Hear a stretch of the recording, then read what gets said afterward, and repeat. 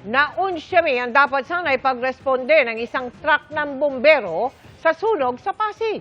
Matapos itong tumaob ng subukang lumusot sa nasa unahang sasakyan at motorsiklo. Nakatutok si EJ Gomez.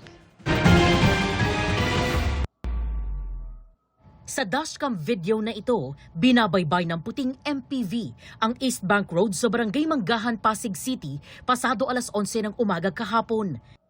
Maya-maya, maririnig ang sirena ng paparating na truck ng bumbero. Puta sa likod ko. Lumipat ng linya at gumilid ang sasakyang may dashcam.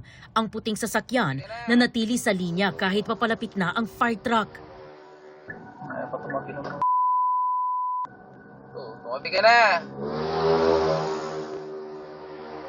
Ilang saglit pa, isang motorsiklo ang makikitang mabilis nag-overtake sa sasakyang may dashcam at natapat sa puting MPV.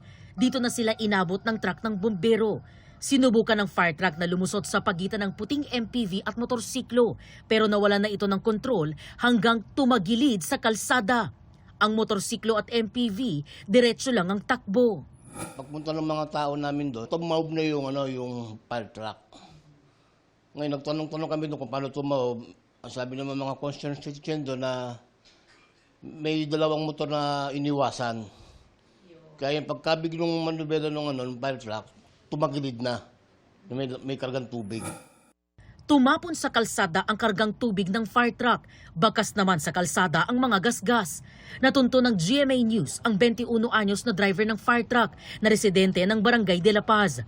Kwento niya, re-responde sana sila sa sunog sa Pasig nang mangyari ang insidente. Malayo pa lang po kasi rinig na po yung fire truck namin dahil maingay po, naka-full siren din ako.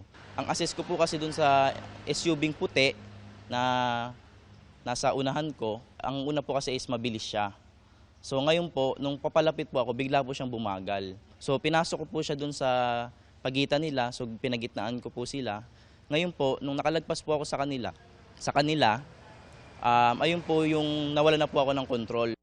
Nagtamo ng sugat at galos sa kanang kamay ang driver. Nagkabukol naman daw sa kaliwang tenga ang kasama niyang fire volunteer. Pagkatao po namin, yung windshield po is bigla na pong nag-collapse. Lumabas po kami sa windshield na ng sasakyan. Yung windshield nasira, yung bumper sa right side, tapos yung dalawang pinto di mabuksan, tapos yung salamin sa passenger sa front, basag din. At saka yung bulb sa labasan ng pump, sira din.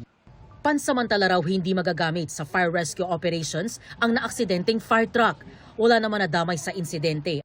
Ayon sa barangay, may pakiusap ang mga fire volunteers sa mga motorista.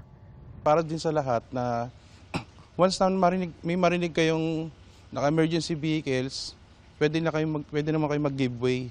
Kahit dahan-dahan, hanggat malayo pa, mag-giveaway na kayo. Para makarating din ng maayos yung emergency vehicle, ambulance or fire truck.